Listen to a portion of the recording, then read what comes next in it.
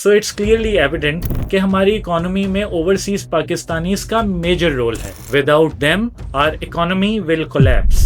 कुर्बानियां सिर्फ ओवरसीज पाकिस्तानी नहीं दे रहे होते, बल्कि पीछे उनकी फैमिलीज भी बहुत सफर करती हैं। बच्चों का बाप के बगैर ब्रॉट अप एक बहुत ही मुश्किल काम है, और ये सिर्फ मुश्किल ही नहीं, तकलीफ दे अमल भी है।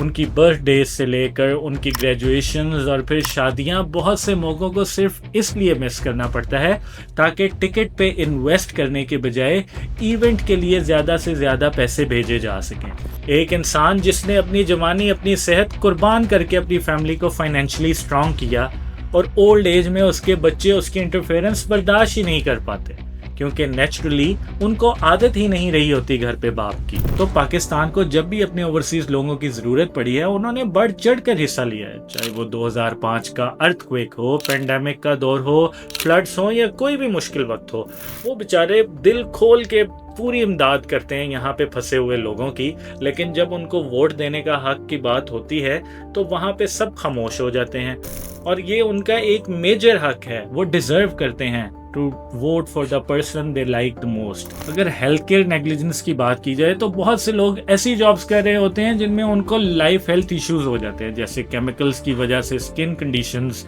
लाउड फैक्ट्री नॉइजेस की वजह से हेयरिंग डिसेबिलिटी और बहुत कुछ। पर एम्प्लॉयर की तरफ से हेल्थ इंश्योरेंस या तो उनके ट्रीटमेंट्स कवर नहीं करते, और mostly they are entirely deprived of any such coverage. जी दोस्तों, आज हम बात करने जा रहे हैं जिन साइलेंट वॉरियर्स के बारे में। ना उनके जिस्म पे कोई यूनिफॉर्म है, ना ही उनके हाथों में कोई हथियार हैं। उन्हें हम कहते हैं ओवरसीज पाकिस्तानीज। ये वो लोग हैं दोस्तों जिनकी मेहनत और कुर्बानियों से ना सिर्फ उनकी फैमिलीज अच्छी लाइफ गुजारते हैं, बल्कि पाकिस्तान की इकोनॉमी में भी इनका एक मेजर कंट्रीब्यूशन है। सवाल ये है कि क्या अपनी जवानी, अपनी सेहत, अपनी फैमिली की खुशियां, यहाँ तक के अपने प्यारों के जनाजे कुर्बान करने के बावजूद क्या वो लोगों को वो रिस्पेक्ट, वो राइट्स और रिकग्निशन मिलती है जिसको वो डिजर्व करते हैं? अगर उनकी कंट्रीब्यूशन टुवर्ड्स इकोनॉमी के बारे में बात की जाए तो आपको मालूम है कि फिस्कल ईयर 2024-25 में पाकिस्तान ने हिस्टोरिकली हाईएस्ट रेमिटेंसेस रिकॉर्ड किए थे, जो कि ऑलमोस्ट $38.3 बिलियन थे। ये 27% ईयर ऑन ईयर इंक्रीज था। सिर्फ जून 2025 में रेमिटेंसेस $3.4 बिलियन रहे, जो कि 7.9% ज्यादा हैं as compared to June 2024। Pakistan के फॉरेन रिजर्व्स का सबसे बड़ा हिस्सा ओवरसीज पाकिस्तानीज की भेजी हुई रेमिटेंसेस से आते हैं।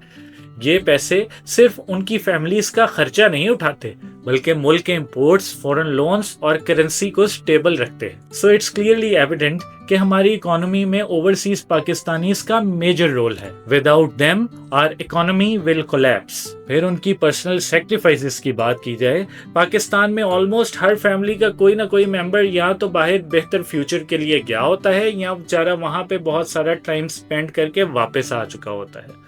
तो अगर बात की जाए कि क्या ये एक आसान कुर्बानी है, अपने दोस्तों को, अपने बहन भाइयों को, अपने बच्चों और सबसे मुश्किल अपने बूढ़े माँ बाप को पीछे छोड़कर जाने का किसे शौक है दोस्तों? ये एक बहुत ही अजियतनाक सफर होता है जो वो सिर्फ एक बेहतर मुस्तकबिल के लिए करते हैं। सोचिए कि कुछ लोगों की जॉब्स तो ऐसी होती हैं जहां रोज उनको अपनी जिंदगी खतरे में डालनी पड़ती है। यहाँ पर तो खैर इतनी बुलंद इमारतें नहीं होती बाहर के मुकाबले में, पर वहाँ पे जो स्काई स्क्रैपर्स हैं, वहाँ पे मोस्टली जो ग्लास क्लीनिंग वगैरह का काम है वो हमारे ही कोई देसी लोग कर रहे होते हैं मोस्टली।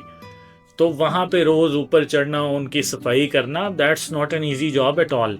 वहाँ उनको अपनी जान की बाजी लगानी पड़ती है।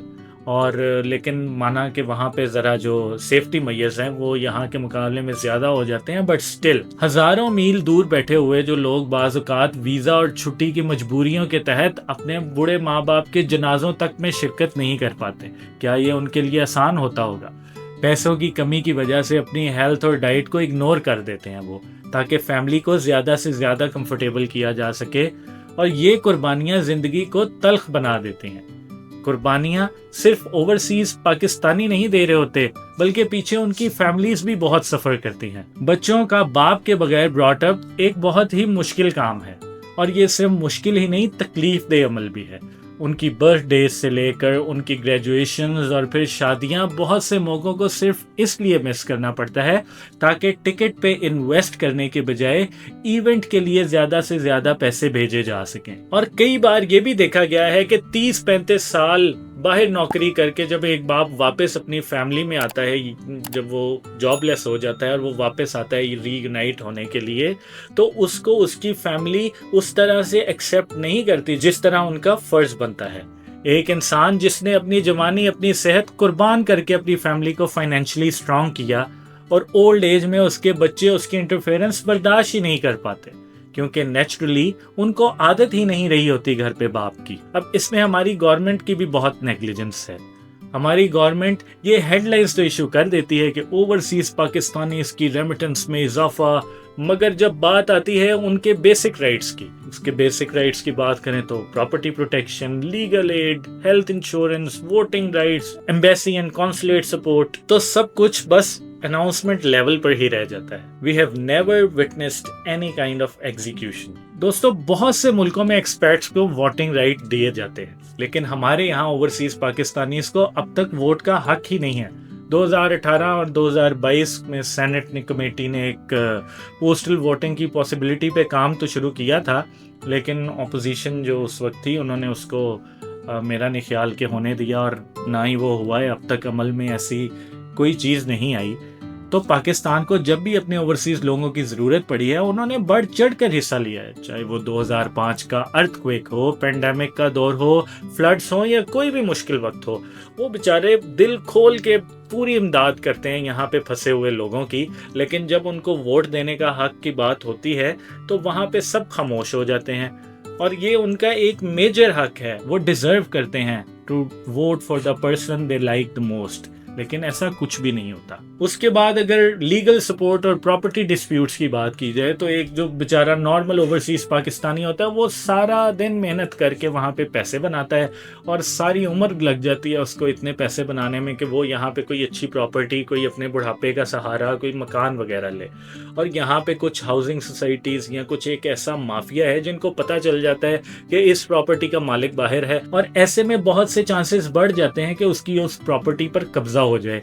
قبضہ مافیا ان کے اوپر قبضہ کر لیتا ہے، اور وہ بیچارہ پھر عدالتوں میں دھکے کھاتا پھرتا ہے۔ اس کو کوئی سپورٹ نہیں ہوتی، اس کو کوئی، اس کی آواز جو ہے وہ، اوورسیز عدالتیں تو بنی ہوئی ہیں، اوورسیز پاکستانیوں کے لیے عدالتیں تو بنی ہوئی ہیں، لیکن ان میں بھی اس کو بہت عرصہ تک دھکا کھانا پڑتا ہے۔ تو اس کے اوپر پراپر سسٹم ہونا چاہیے کہ جو کہ ان کو اس چیز سے بچائے۔ اگر ہیلتھ کیئر نیگلیجنس کی بات کی جائے تو بہت سے لوگ ایسی جابز کر رہے ہوتے ہیں جن میں ان کو لائف ہیلتھ ایشوز ہو جاتے ہیں، جیسے کیمیکلز کی وجہ سے skin conditions, loud factory noises کی وجہ سے ہیئرنگ ڈسیبلٹی، اور بہت کچھ۔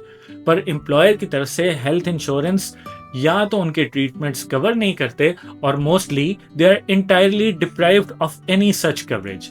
یہاں ہماری ایمبیسیز کو اسٹیپ ان کرنا چاہیے اور ہمارے لوگوں کے رائٹس کے لیے آواز اٹھانی چاہیے۔ تو دوستو، اب کنکلوژن کی طرف آتے ہیں۔ تو اس ڈسکشن سے ثابت یہ ہوا ہے کہ اوورسیز پاکستانیز ہماری اکانومی کا اصل بیک بون ہے۔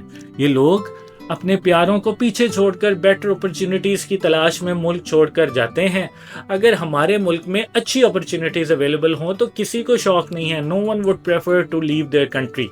So it's high time that we should own our people. ہماری گورنمنٹ اوورسیز کے رائٹس کی پروٹیکشن پہ بہت سارا کام کر سکتی ہے، اور ان کو کرنا بھی چاہیے۔ ڈفرینٹ کنٹریز میں پاکستان کی ایمبیسیز کو اپنے لوگوں کے لیے سپورٹ سسٹم بننا چاہیے تاکہ ان کو فیسیلیٹیٹ کیا جا سکے۔ اور سب سے اہم بات یہ ہے کہ ہماری گورنمنٹ کو اوورسیز لوگوں کے ووٹنگ رائٹس پر کام کرنا چاہیے۔ Voting right is very important and the only way for experts to voice their opinions. دوستو، یہ انسنگ ہیروز ہیں، deserving more than just praise, they deserve action now. آپ کا کیا خیال ہے؟ نیچے کمنٹس میں ضرور بتائیے گا، اپنی رائے سے آگاہ کیجیے گا۔ ملتے ہیں آپ سے ایک نئی ویڈیو کے ساتھ، تب تک کے لیے اللہ حافظ۔